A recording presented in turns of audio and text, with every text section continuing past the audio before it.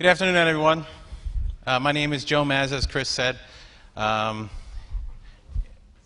am a lead learner, principal at Mapp Elementary School in North Penn School District, which is a suburb of Philadelphia, Pennsylvania.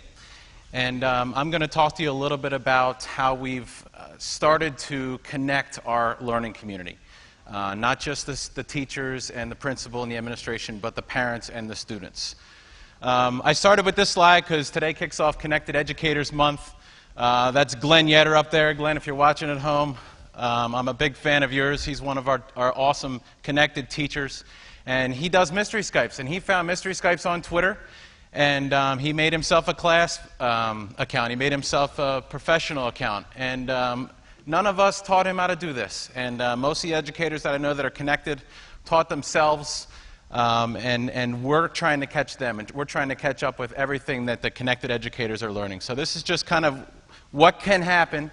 They're Skyping with a class in Iowa, and both classes don't know where each other are, and they're asking for all kinds of geographical clues to find each other. So what an awesome experience that was that Glenn provided for his students. So in the next 10 minutes, probably down to 8 now, we're going to talk a lot about sharing the problem that we have in our school now, sharing an action plan we put in place, sharing research that we provided to all of our stakeholders, sharing the action and the next steps that we have even after today. That's some of the things we did. And then finally, I'll close with a parent's perspective of how one of our parents sees some of the efforts that have been put forth at Mapp Elementary School. So when I say shared, I mean collaborative. I mean transparent. I mean partnership, building relationships, building that relational trust, implemented with, not at.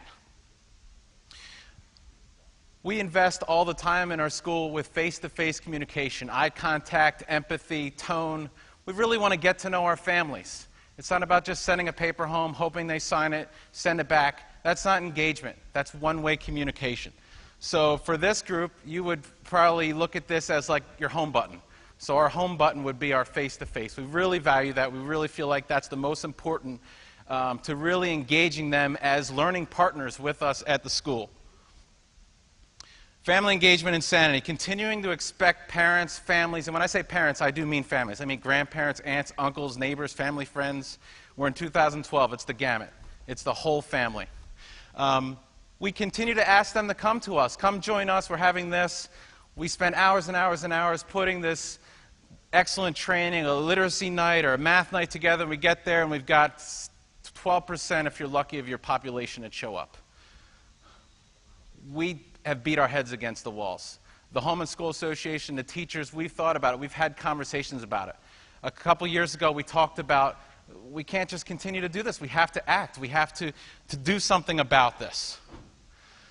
So our school, basically 600 students, K-6. We have 22 languages at home, highest being English, Bengali, and Korean. We have a fairly high free and reduced lunch rate for a suburb.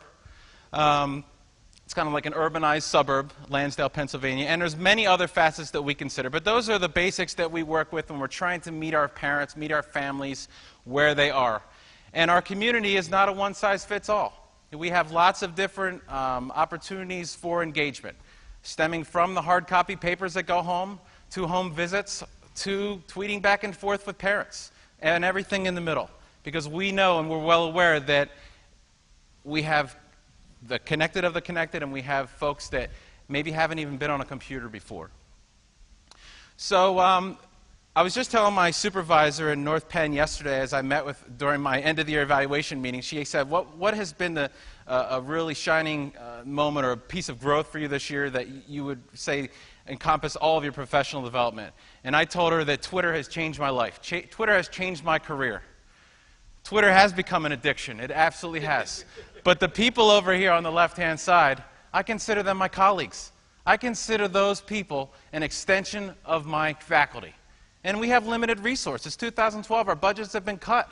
Many, many, many of us.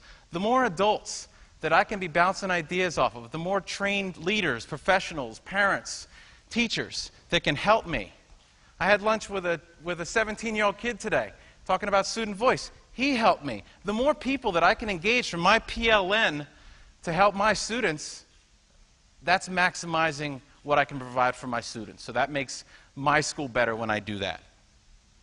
So social media-based PD is now available where teacher preparation educational leadership programs miss the mark. It encompasses everything. I can think of many different areas, but the three that come to mind for me are family engagement. I didn't have a whole lot of training in family engagement in college or in my leadership development. Technology integration. We had a course. And we had to put together some kind of electronic portfolio. That did not help me become a better tech innovator or embed technology. And collaborative transparency. This whole social media has taught me everything that I know about collaborative transparency. I'm publicly learning.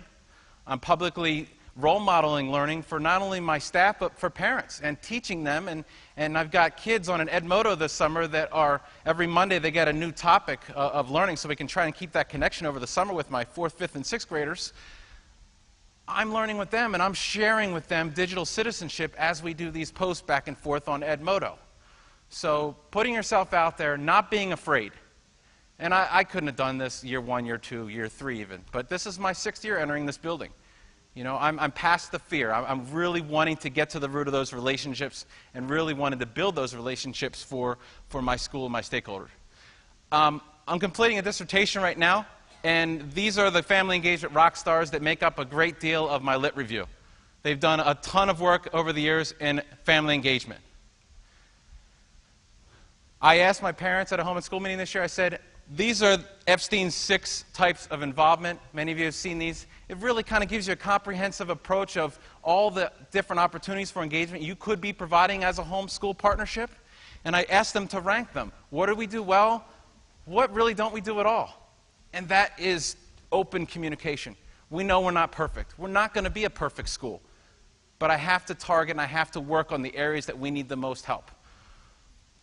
So getting back to the research, I couldn't find much research at all as far as social media. My topic is principals' use of social media and how that impacts homeschool partnerships.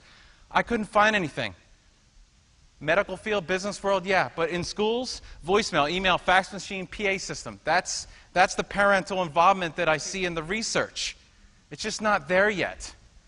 But it's exciting because I know it's going to be there. Especially listening to the folks here, listening to these students present, they're doing their dissertations on social media and how it connects them to their world.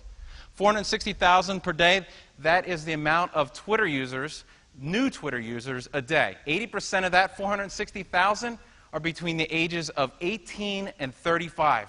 For me as an elementary school principal, that's my parent population. They're all going to be there. I can't put this off any longer. I've got to get connected. I've got to become proficient so I can become a teacher. Technology support in districts is dwindling. Positions are being cut left and right. If the principal is not a technology innovator, if the principal can't make the job easier, remove the obstacles, the whole school fails in that way. So what I'm going to do is quickly share 3 e-face actions, and I like the e-face because it gets me back to the face-to-face. Family and community engagement. Face. E-face, you add the E, whether it's social media, other forms of technology. We have to be reminded of the face-to-face because there's going to be more and more and more tech tools, more social media. We have to continue to go back to that foundation, that home button, so to speak, of face-to-face.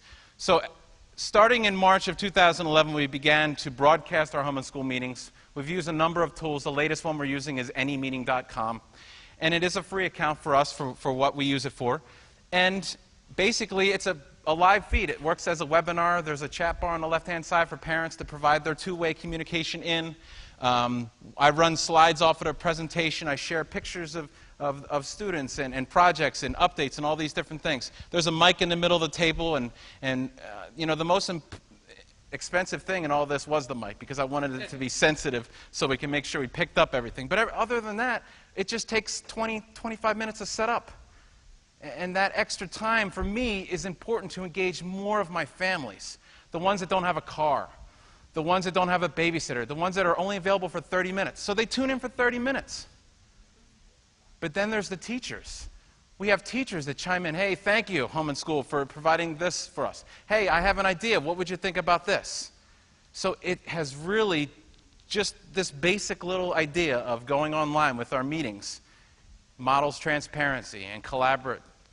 And you know, there's some other things that at the end you'll see one of my home and school members share with you.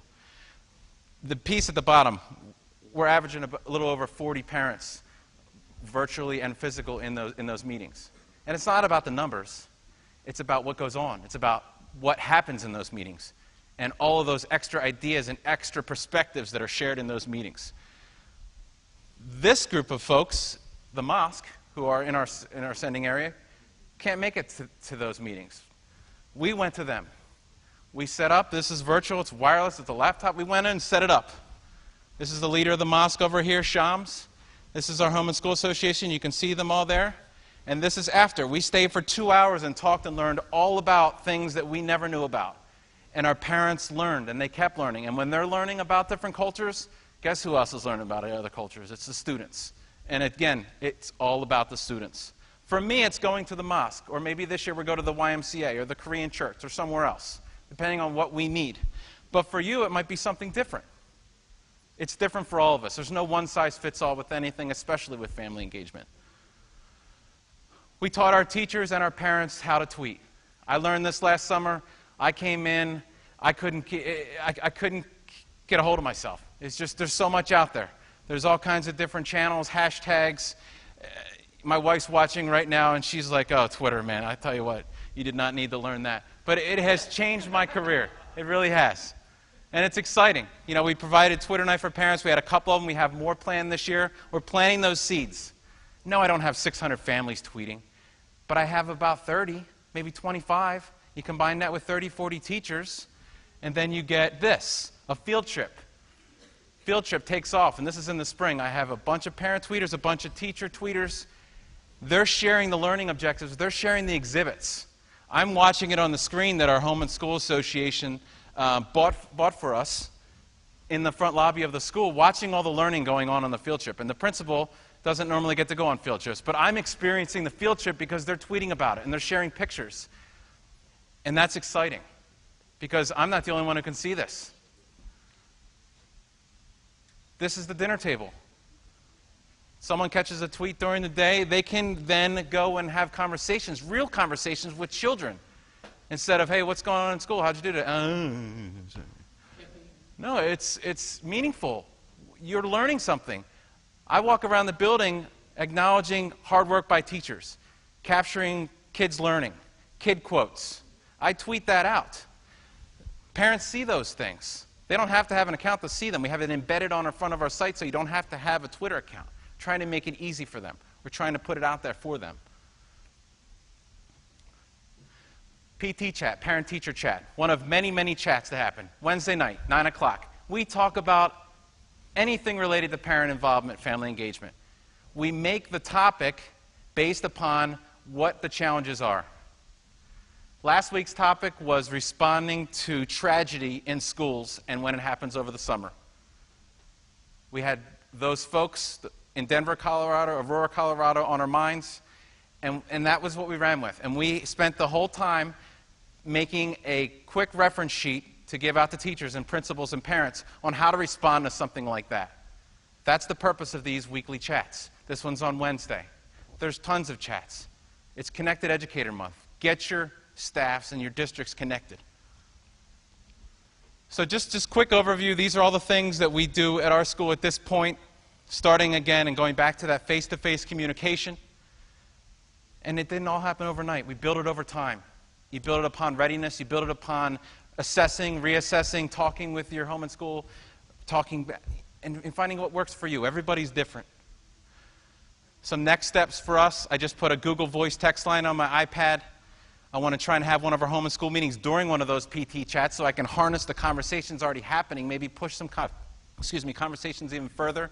Carrie Jackson down in Texas has a school hashtag. She meets virtually during the week with her parents of her school.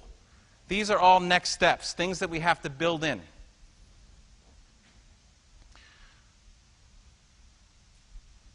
All the PD that I need is out there. I just have to go get it. It's all out there. There's so many hashtags. As you know, if you're on Twitter, hashtags are like television channels. Go out there and find what you need. Finally, Gwen Pescator, she's my incoming home and school president. She couldn't be here, but I wanted her perspective to be here because her perspective to help kids is just like mine. It's partner. It's collaborative. It's transparent. I'm going to have her talk for about a minute if you want to roll that clip so we can, just kind of polish this off.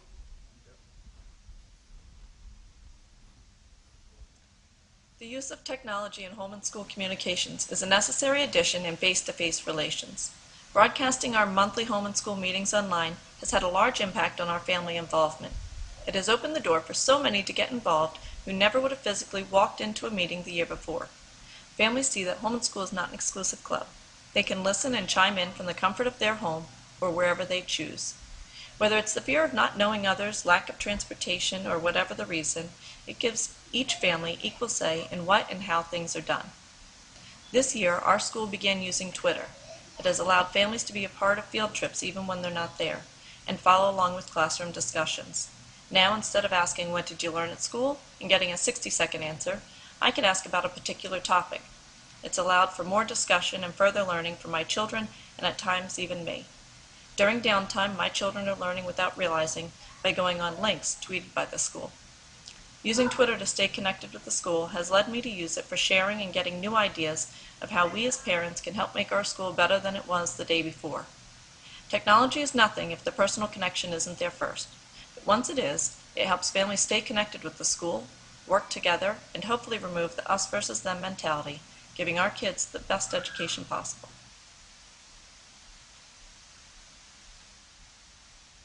There's one more slide.